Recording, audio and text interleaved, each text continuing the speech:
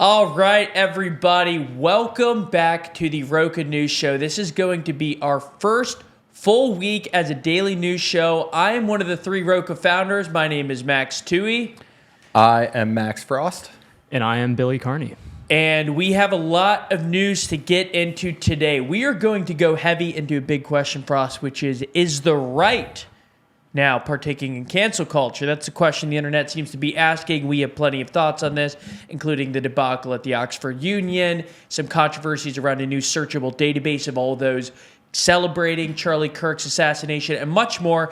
But we're going to start off with some news. Frost, do you want to kick it off with a little news report today? You know, I will kick it off first with we're talking about Charlie Kirk, a Turning Point USA update. So kind of three stories wrapped into this one. We'll just go through them real quick. So obviously last week, Charlie Kirk assassinated. He founded Turning Point USA, which is the leading young conservative group in the country. A lot of people say it tilted the election to Trump because part of the reason he won was a massive rightward shift among young Americans. So three different headlines. So first, TPUSA officials have said the group has seen an influx of more than 32,000 chapter inquiries over the weekend following the assassination of Kirk. Wow. For context, there are 2,100 Turning Point chapters, 900 at colleges, 1,200 at high schools. So that is a huge influx. And then a little bit more just on-the-ground proof of kind of the momentum they have, whether or not you believe what they just said there. There's been these memorials all over the country that are going on, big ones even out in places like California and from Venice Beach, I think we saw some footage from.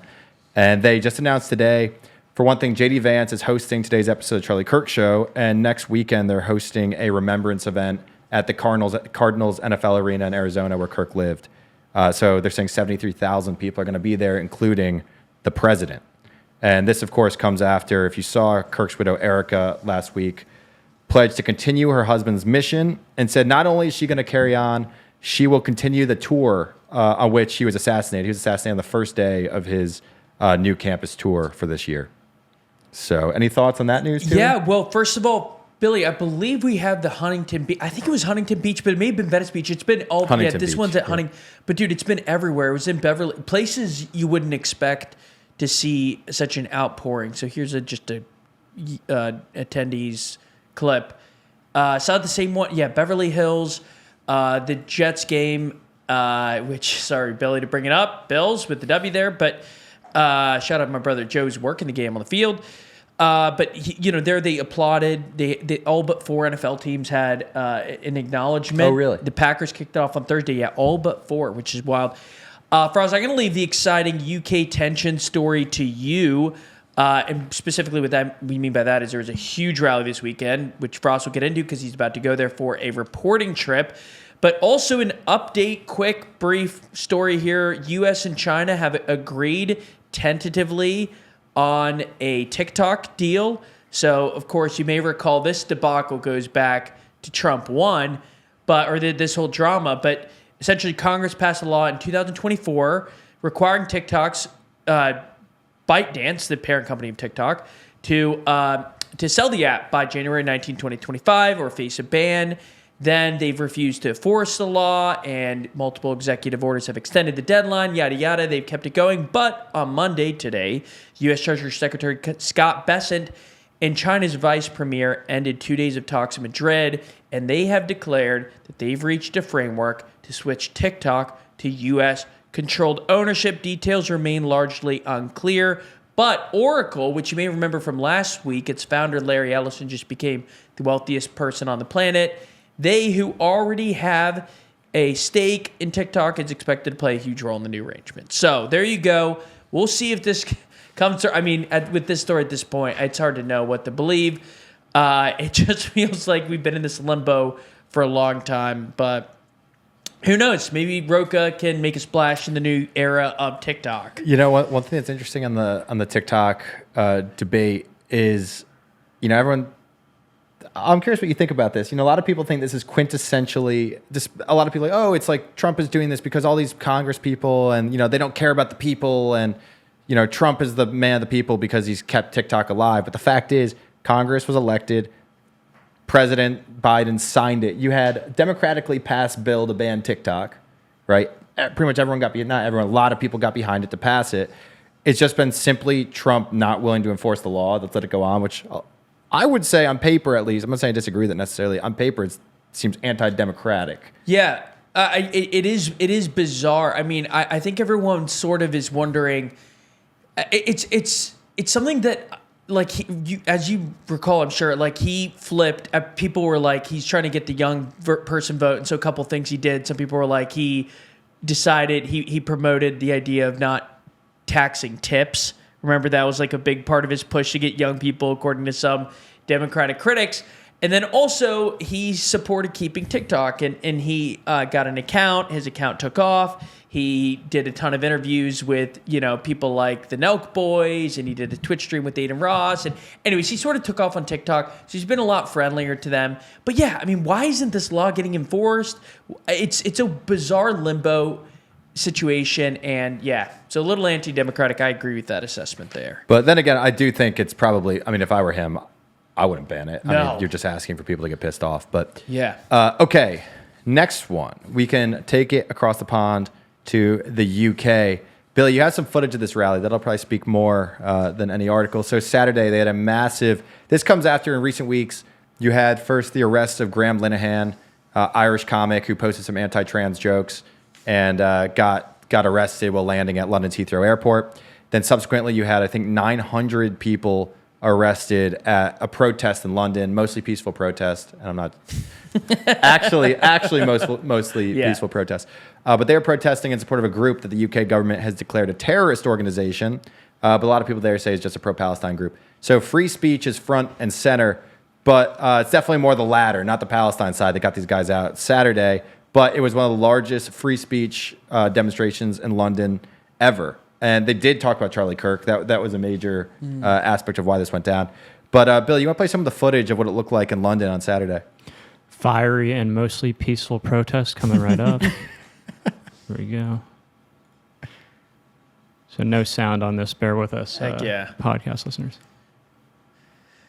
But basically, it's showing the footage of it's sort of like an aerial footage of the protest, and it just goes from, I don't know if that was Trafalgar, but some square and street. I mean, it just keeps going. The official estimate of the population there was 110,000. Tommy Robinson, the organizer, he claims it's in the millions. Hard to say, although Billy found that Grok estimated. Billy, what did Grok say? Yeah, what did Grok say? Grok estimated a few things. The first time it estimated, if you just, put this video and it says 100 to 150,000, some people asked it some more questions saying videos are hard, look closer, go frame by frame, and that number went up to like 600, 700,000.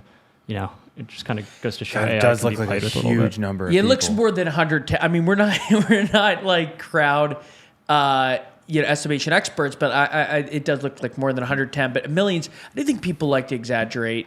Like the J6er I just interviewed, he said, "Oh, there were millions there," and the official number was 50K. So it's like, let's chill. But, yeah, and then there were 5,000 at the counter Stand Up to Racism rally. Now, it's also worth noting Grok may not be unbiased on this one, Billy, because his boss, Elon Musk, addressed the crowd. He told protesters via a video link, quote, "If this continues, that violence is going to come to you. You will have no choice. You're in a fundamental situation here where whether you choose violence or not, violence is coming to you. You either fight back or you die." This is Elon Musk talking to the right-wing protesters. Wait, Billy, you have a clip? Yeah, you want to, let's play real quick. Do you know what's great? The BBC and the mass media cannot control this, can they? I mean, the BBC is complicit in the destruction of Britain. And we pay for it, Elon. We pay for it. Yes. We're forced to pay for it. Do you know they send them to jail if we don't pay for it? You're forced to pay for your own destruction. It's insane. It's unfair. It is wrong. Elon, a lot of ordinary people that are here today, they feel ignored. It's funny. I do think that one criticism we've heard, well, not really of our coverage of the Charlie Kirk situation, but just generally, when they're sort of talking about like the discourse right now and who's like turning up the temperature toward more political violence. I mean, Elon Musk does speak in hyperbole. Like he only speaks at 10 out of 10 level, where he says like you're basically funding your own destruction. Has the BBC destroyed, not to be the person who takes words too literally, but has it destroyed the UK? Well, you're about to go there to find out. And I just briefly, Frost, you may have more color on this, but just the one other key story today before we get into the cancel culture issue has to do with we can broaden it out from the UK story, but just a general populist wave in Europe. So they just had new AfD elections in Germany. They found out that in the most populous province, tell me if I'm getting all this right. I think it's where Dusseldorf is and Dortmund, Cologne. Whereas like AfD, the far right party, was popular in Eastern Germany. Now its voter share has tripled from 5% to 15% in this highly populated Western Germany province. So so it was the state. It's called North Rhine-Westphalia. They held their every 5-year elections on Sunday, and the AfD tripled their vote share there. Now, for those of you who don't know, the AfD has been deemed an extremist party by the German establishment, but they're growing in popularity. I mean, right now polls have them consistently, I believe, either first or second in the country for popularity. They are kind of the leading anti-immigration party in Germany.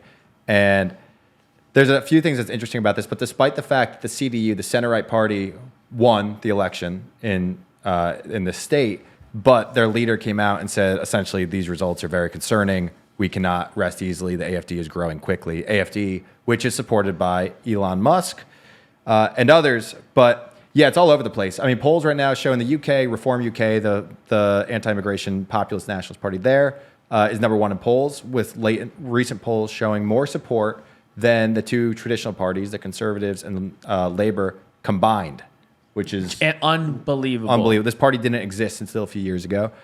In France, similarly, Marine Le Pen's party, anti-immigration party there, polling in first. So you have the three biggest countries in Europe, UK, France, Germany, three most powerful countries, all seeing the same exact situation. And real quick, Frost, do you want to just break down very quickly like how European politics is a bit different, where there's like a range of parties as opposed to just two for people? Yeah, so I mean, in each of these countries, pretty much you have the center left and center right. So in Billy, pull up the center left party, I believe is CSU in Germany. Christian Socialists? I think it's Christian Social Union. Christian Social Union. Yes, and the SPD. So you have, CDU and CSU, and whatever. You have the center left, the center right. In each of these countries, same kind of thing: center left, center right, and then as you go more out, harder policies, you get to the far left, far right. So it's less subjective. In the U.S., they say Trump is far right.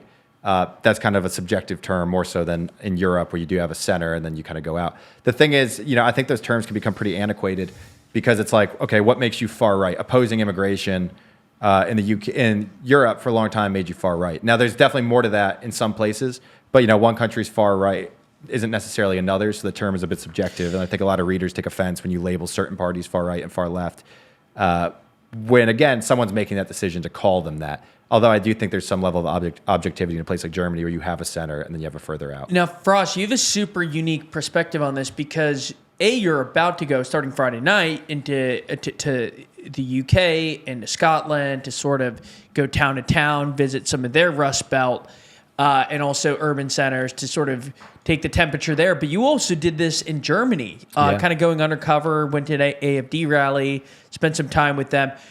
In your mind, what makes the AfD unique compared to, say, maybe other populist movements in Europe, and especially given, not to sound like Norm Macdonald, I don't know if y'all are history buffs, but Germany does have a unique history with populism in the 20th century. So what's the vibe there? Yeah, it's really interesting. I think a lot of people in the U.S. who are kind of sympathetic to the right, a lot of kind of Trump sympathetic or Trump voting people in the U.S. I do think they kind of make a mistake when they're like, oh, all these, right-wing parties or far-right parties, air quotes, in Europe, they're all just really center-right. They're just labeled that. I mean, the AfD, my takeaway from going over there was they are definitely much to the right of even what I expected going there. That being said, they capture a lot of people who are kind of in the middle because, like, if you oppose immigration and you oppose the EU, you're not necessarily an extremist, right? But there's not really a party for you in the center, so you end up over there. It was interesting. I mean, going to those places was genuinely interesting, and talking to the voters there. There, you have a lot of stuff. At least when I was there. Now this was 2 years ago. Yeah. The people on the far left and far right, there's kind of a big horseshoe there. One of the big issues when I was there was support for Ukraine, and it was still vaccines. Mm. And all the centrist parties and all the left parties, even like the far left parties at the time, they were supporting arming Ukraine, and they were supporting vaccine mandates even then.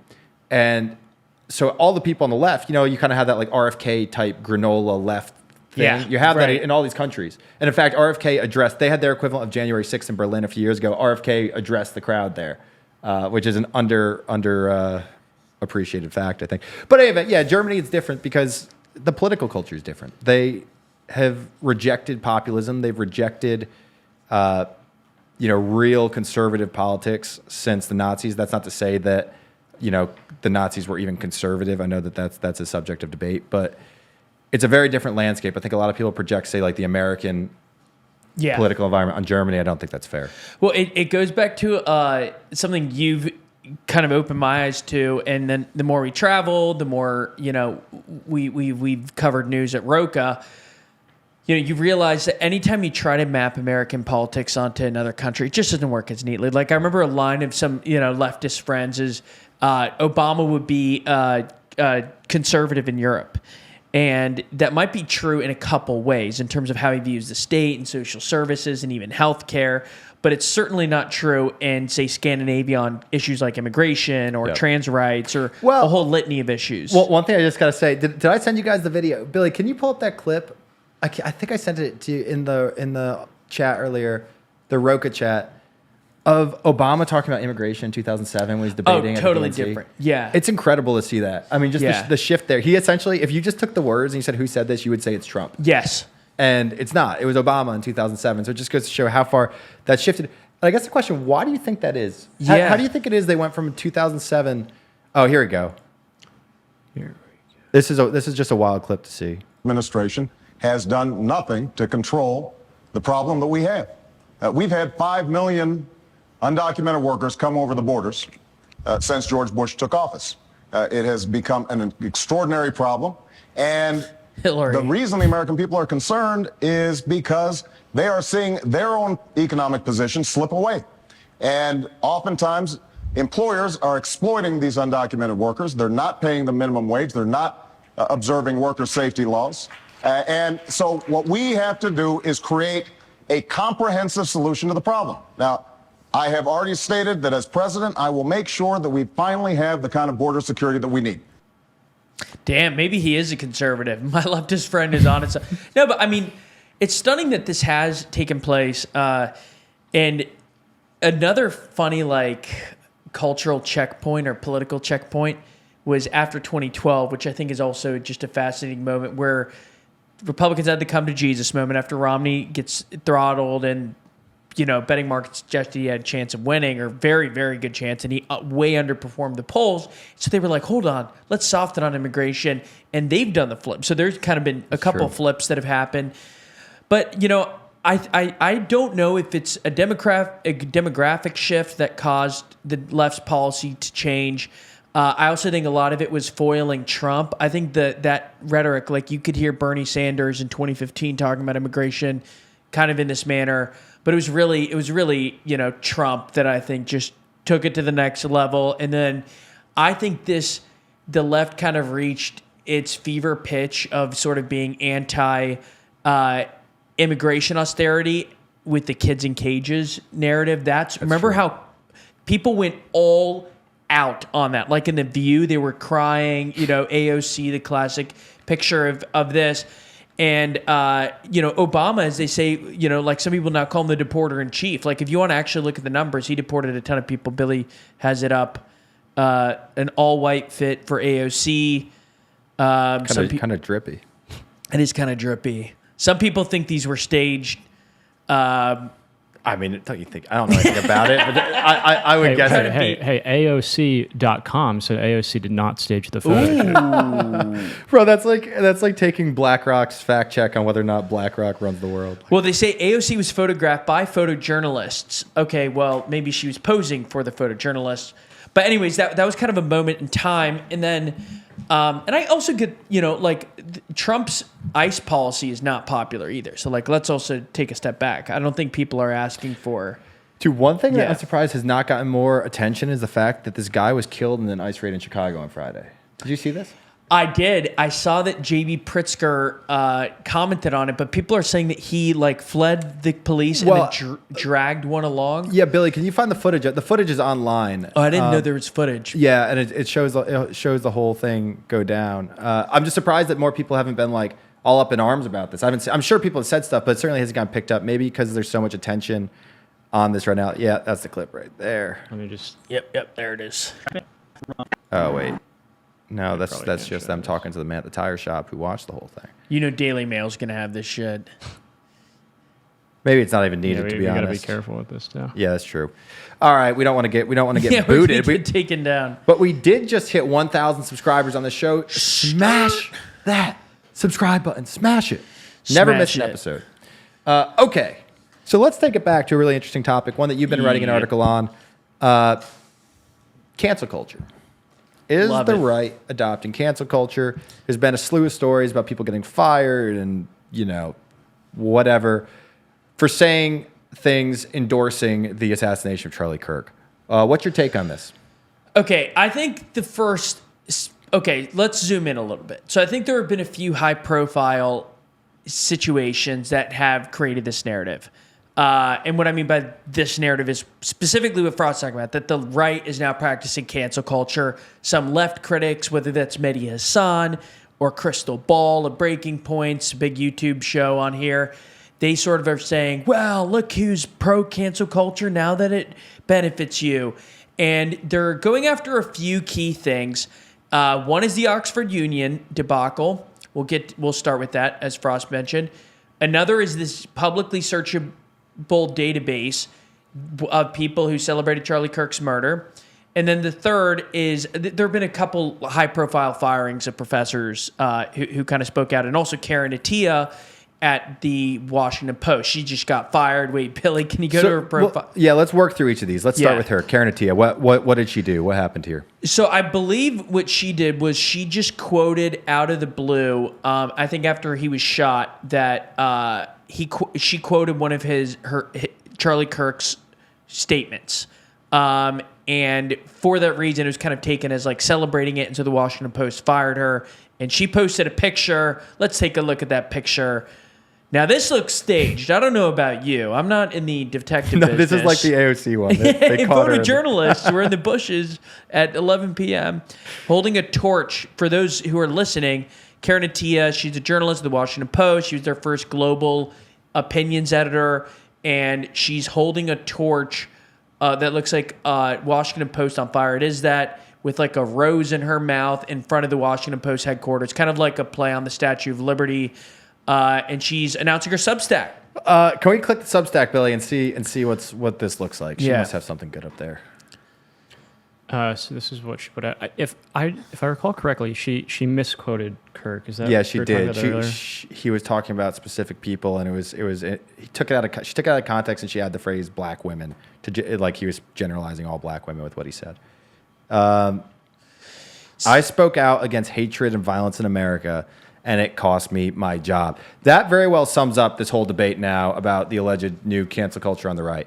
If you criticize Kirk, if you said stuff in the wake of his assassination, you were speaking out against hatred, and then you were fired, right? So this is becoming a new narrative here that is interesting.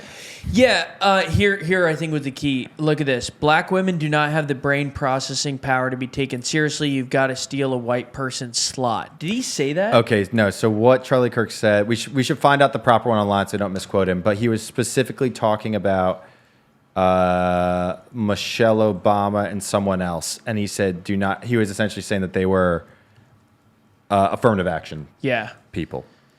which, again, not to endorse that, but he was not just making a racist statement about all black women. You could think it's certainly racist, but he was talking about two specific individuals who, in the context of affirmative action, I believe. But Billy, pull up the exact quote so I don't. Yeah, I'm looking for it. Yeah, so Karen Attiah, I think the key question here is, what is cancel culture versus what is a reasonable enforcement of standards and ethics for journalists? And one policy that a lot of different newsrooms have adopted, especially in the wake of 2020, is that their journalist tweets are more tightly policed because they created this sort of sense that, for example, the New York Times journalists, now that they, some context. Once Twitter became a popular platform for journalists, they started sharing their opinions, and that withered away trust at newsrooms because it used to be more opaque. You sort of had a vague sense, but now you could see directly what journalists were tweeting. Well, 2020, it kind of got out of hand, and there was the famous case of the New York Times of the Tom Cotton op-ed where he said take the National Guard and use it in big cities to basically squash the George Floyd protest. And then there was a mutiny that started on Twitter from New York Times journalists, and then the opinion editor, James Bennett, resigned. He was forced to resign. Barry Weiss resigned. And then you also had Adam Rubinstein resign. You had basically everyone who was conservative associated with that piece or heterodox, they left. And long story short, since then, papers have policed what their reporters have said more tightly. And Karen Attiah here is sort of creating the sense of like a vague, not celebration of Charlie Kirk's death per se, but a justification, an airing his dirty laundry within 2 days of him dying.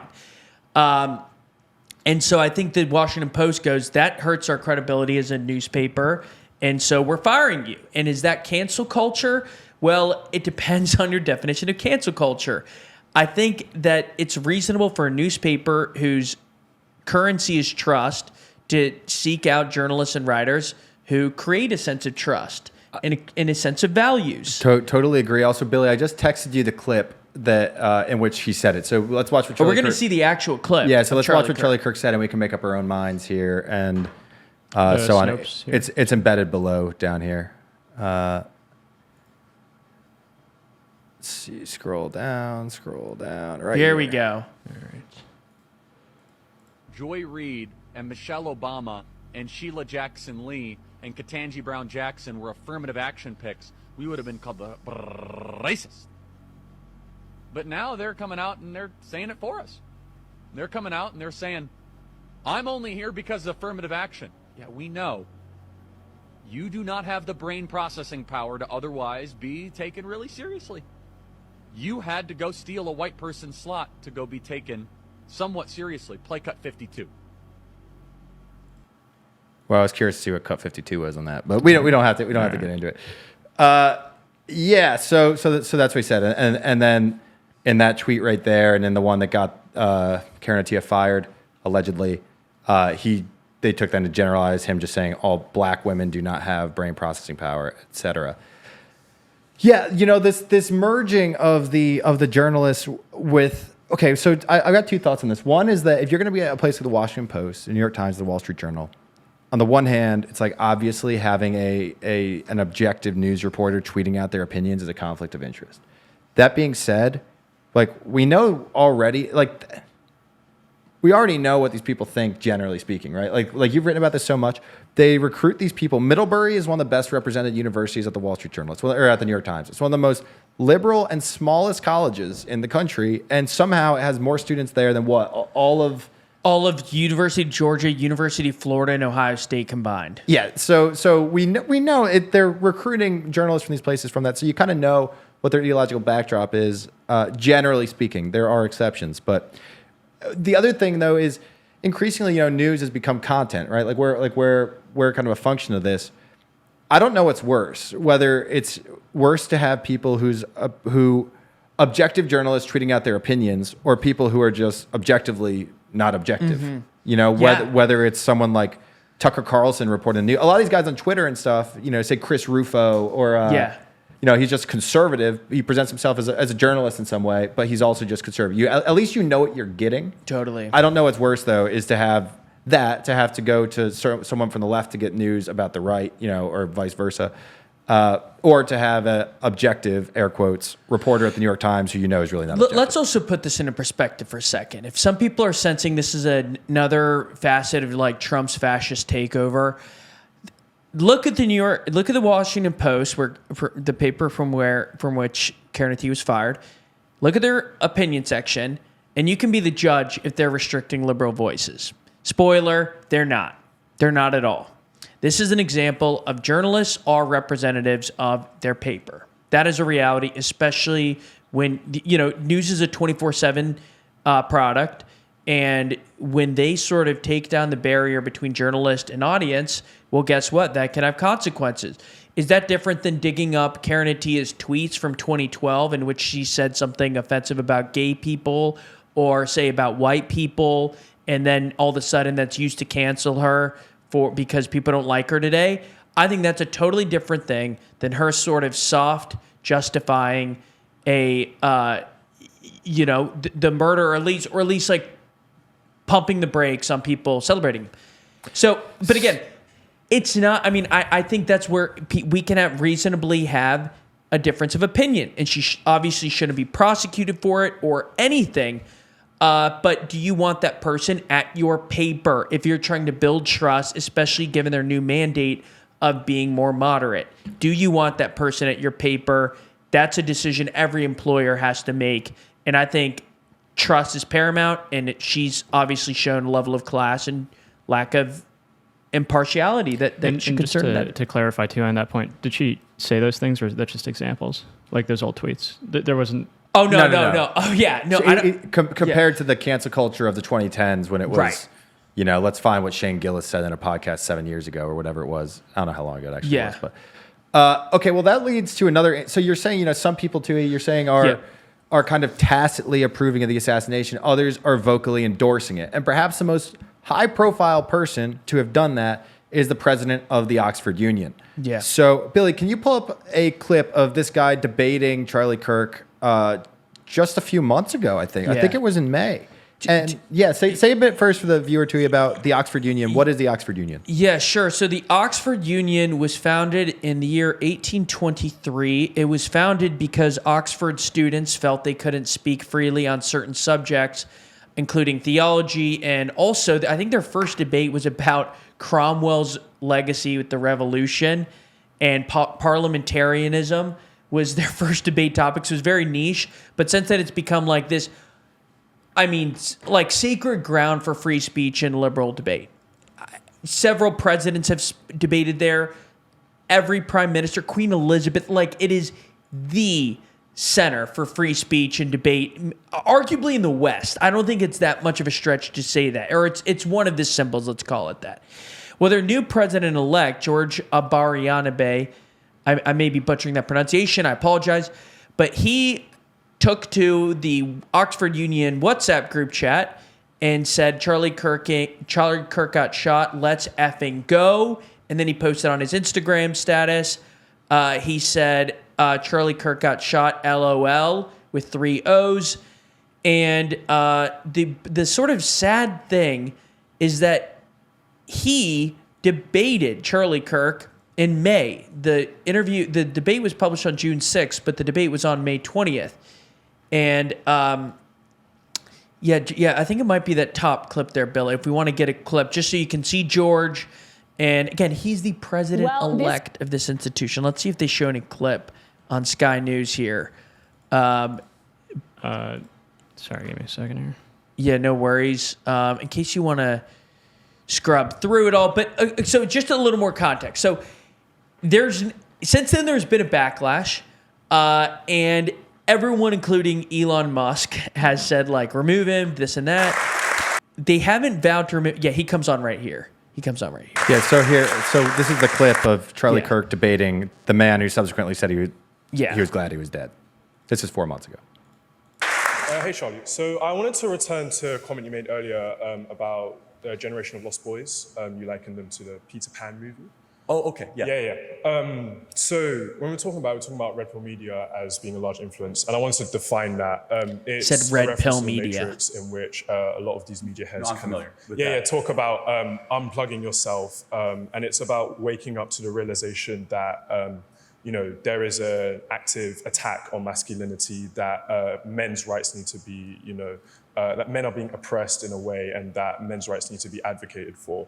And many people have attributed the red pill media to a rise in this almost generation of lost boys. I kind of wanted to get your opinion on kind of do you see this generation of lost boys as a failure of say masculinity, or are there potential other factors, economic, social factors, such as the death of the American dream, increasing costs of He living in responds in American 1 second here, education? Charlie does. Are there any other reasons as to why this generation of lost boys might exist, or do you basically attribute it to I acknowledge all of that, of course. I mean, one of them, it's a very good faith question, and thank you. All right, we can stop in it America. So what's haunting to me watching this clip is how you could stand. I mean, for one thing, I don't know how they normally dress, but it is worth noting Charlie Kirk is in a suit here, and the other guy's in sweatpants and moccasins. I looked and a that up. tee. Smart casual is the standard. So this smart is casual. far below. And the person before had a black dress on, and the woman after had a blazer and a white shirt. So that alone, it seems like kind of like. And a he's sign. wearing, for the listeners, he's wearing a graphic tee, sweatpants, and UGG slippers. Yeah, so a bit of a slight there to Charlie Kirk at the time, but overall, what's really chilling about this is the fact that you could stand there and debate this guy and be treated like a human being. Even they don't agree. I mean, the Oxford guy's on the left and Charlie's on the right.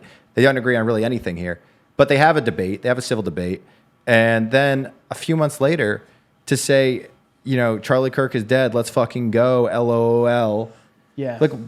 How can you do that? How can you do that? I mean, how it's one thing if you want to sit at home, sit in your basement all day watching videos about how horrible someone is. To sit there and have a face-to-face conversation with him. Also, as president, I'm sure they met and they talked, and he's coming out here to the UK for this. They probably had dinner together. How can you be happy that this person was murdered? I just don't get it. I really don't.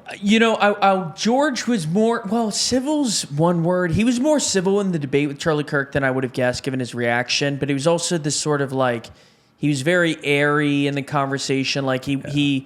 He was not making eye contact. Everyone else was saying thank you or shaking hands at the end. He did neither. So I mean, it wasn't warm by any means. He walked off at the end, rolling his eyes. Yeah, but he was at least tame. He wasn't.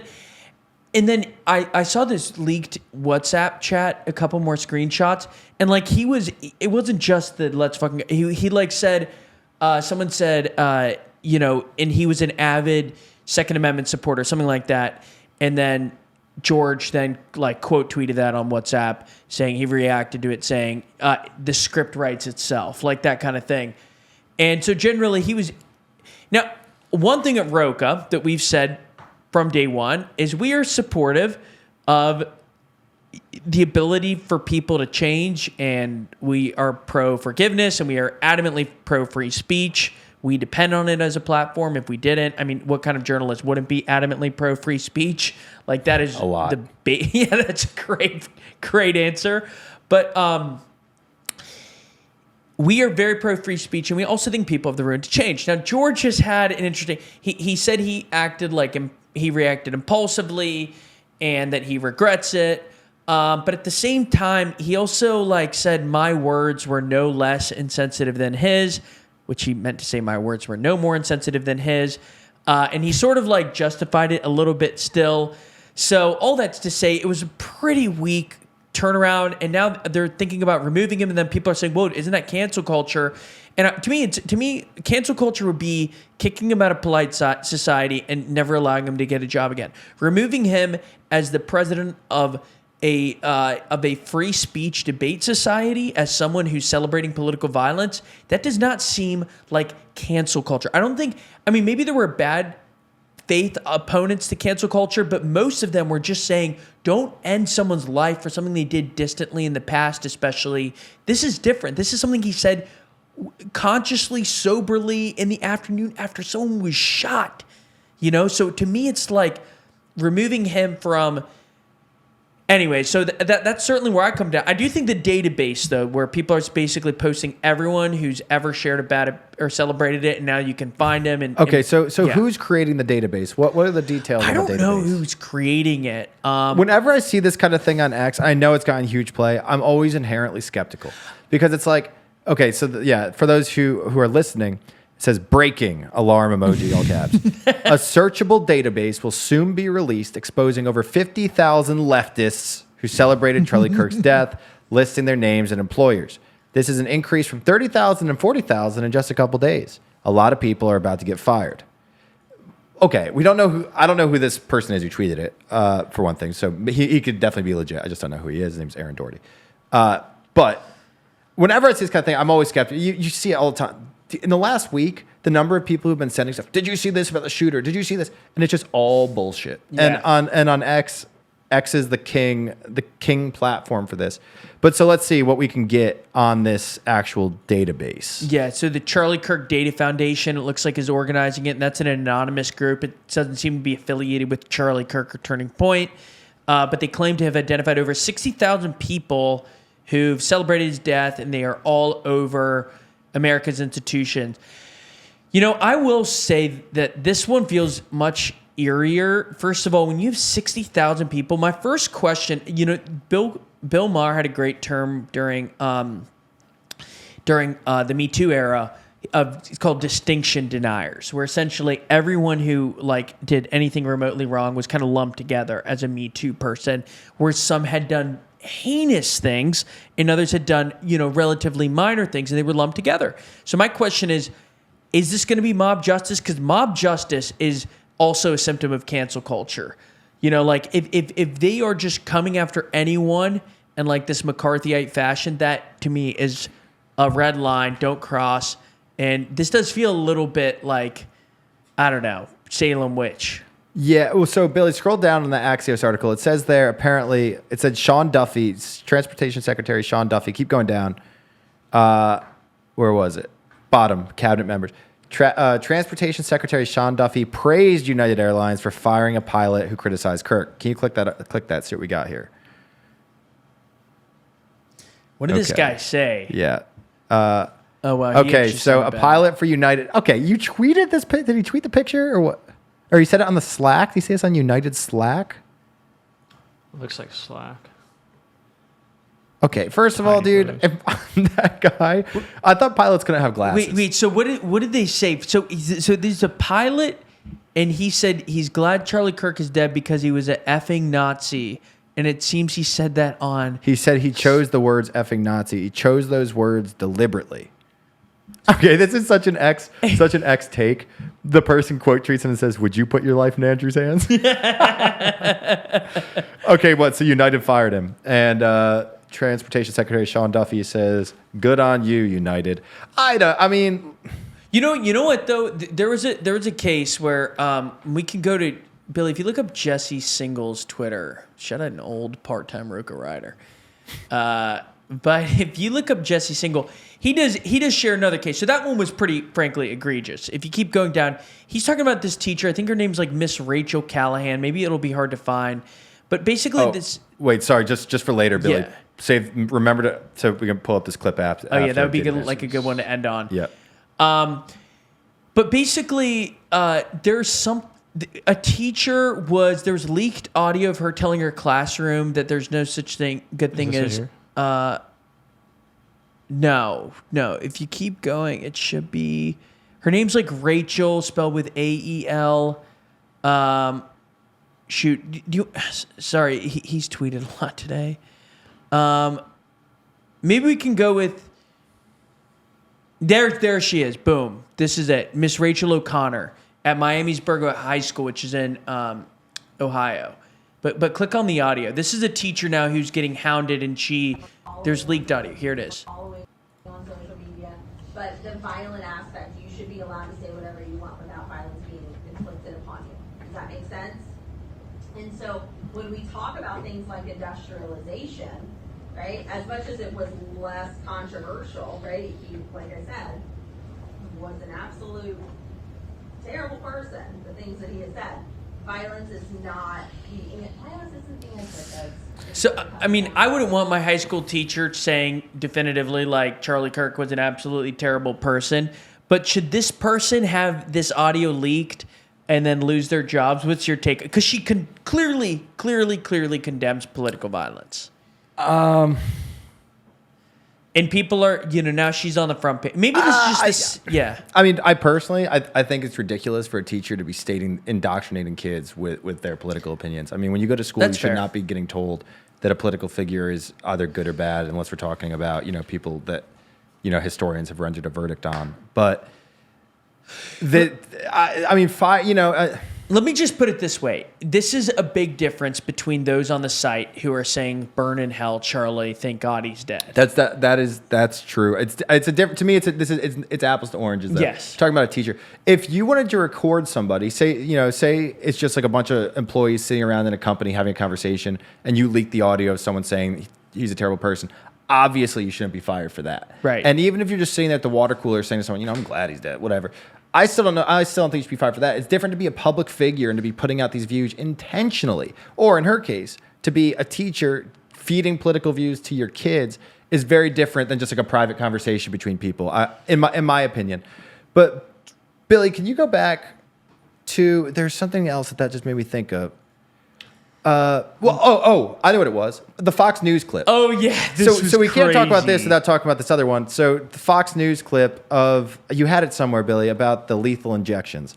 We got to talk about this too, because this did not end in a firing yet. Yes. Although it did bring an apology. This one. Yeah. Play this clip. This is following the North Carolina murder and the discussion about that. Yeah.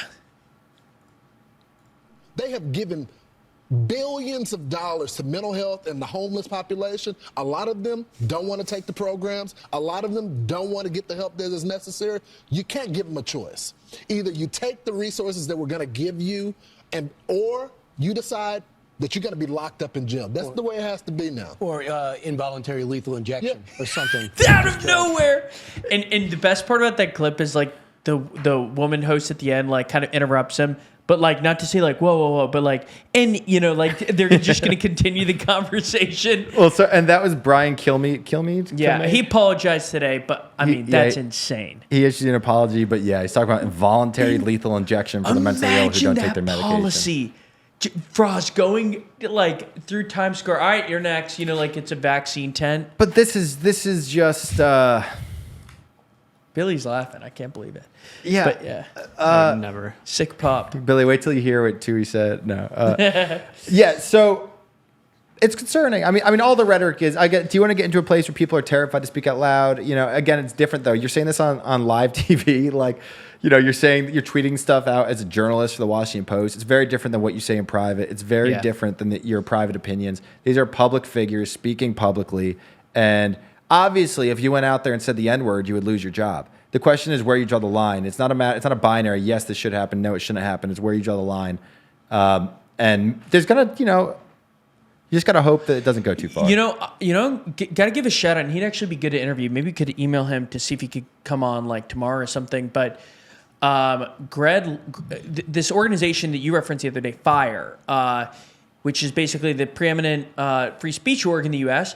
Their president, Greg Lukianoff, I will give him credit because he basically got popular more on like the center right because he wrote the book Coddling of the American Mind with Jonathan Haidt, essentially going after safe spaces and how people on campus are afraid of speech. And he recently cited a damning statistic that found that 34% of college students believe violence is acceptable for a speech they deem hateful. Awful. But to be fair, so he's got a lot of favor on the center right.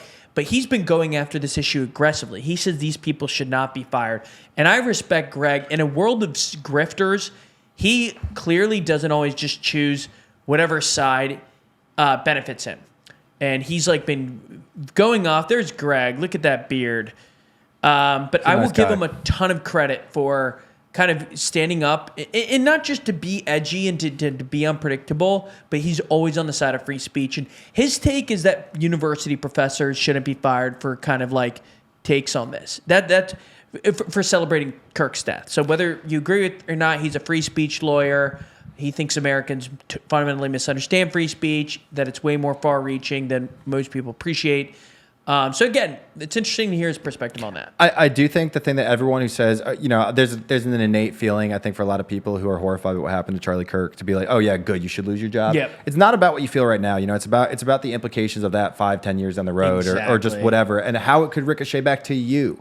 Exactly. So, certainly there are things, beliefs and opinions that I could say or have that I think would merit me getting fired. Don't quote me on that in the future. Yeah, but generally speaking, Boy, as does a principle, it's concerning. Okay, so let's go back to that clip of JD Vance. JD Vance just came out. He hosted Charlie Kirk's show. It was on the last one. It was right there. If you go back to Jesse Single, he had just shared it. It was at the top of his feed. It was 1:20. There we go. Let's see what he said. We haven't seen this yet. So JD Vance, this is him concluding his hosting of the Charlie Kirk show. Let's play the clip, Bill. It flows from all of us. So when you see someone celebrating Charlie's murder, call them out. And hell, call their employer. We don't believe in political violence, but we do believe in civility. And there is no civility in the celebration of political assassination. Get involved. Get involved. Get involved. It's the best way to honor Charlie's legacy. Start a chapter of TPUSA or get involved in the one that already exists. If you're older, volunteer for your local party, write an op-ed in your local paper, run for office. I can't promise you this is going to be easy. Can't promise you that all of us will avoid Charlie's fate. Can't promise you that I will avoid Charlie's fate. But the best way to honor him is to shine the light of truth like a torch in the very darkest places. Go do it. We owe it to our friend to ensure that his killer is not just prosecuted but punished. And the worst punishment is not the death penalty, but the knowledge that Charlie's mission continues after he's gone.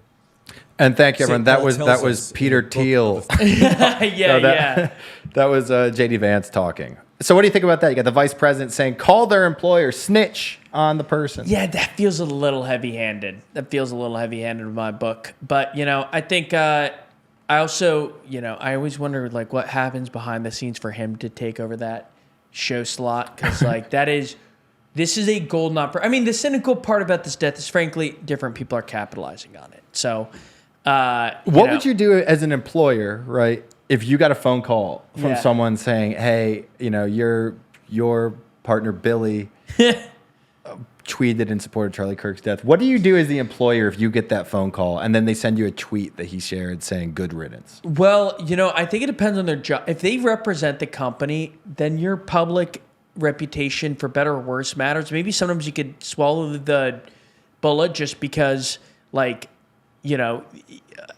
let's say, for example, they were doxxed or they were hacked and they had like an unsavory Google search history. I don't think you should like get rid of them for that reason. That seems unfair.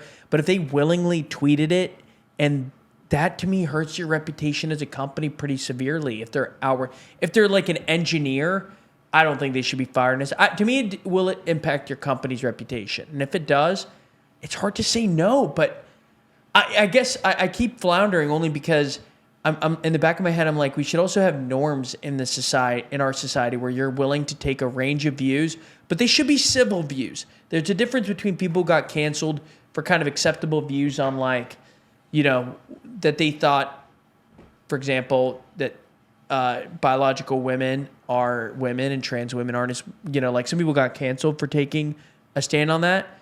To me, that should be more acceptable than celebrating a public figure's death. Call me crazy, but that's how I feel. So, well, on that note, I'm going to call your employer. Billy, we got anything else that you want to go over? Any questions, thoughts, concerns? Nope. For those who can't tell yet, Billy's a man of a few words. Once we get to a million subscribers, you'll start talking, but until then, it's not worth it for him. I like the lighting. It makes my teeth look very white, and I don't have great teeth these days. On that note, hey, thank you all for watching the latest episode of The Roka News Show. Smash that subscribe button, and we will be getting these episodes up daily around 5. We want to have it so you can watch it, watch it in the evening with your husband, your wife, with your kids on the way home from work. Listen to that on your commute. Whatever it is, whatever gets you going. In the morning, you can watch in the morning with a bowl of cereal. Yep. Yeah. Hit that subscribe button. Thank you for watching. Tui, anything else? No, just big win for the Bills. Big win. Notre Dame falls to 0-2. That was brutal. Billy did not handle that well. The three of us did not actually watch that game together. And that's all we've got. Thank you so much for watching. All right.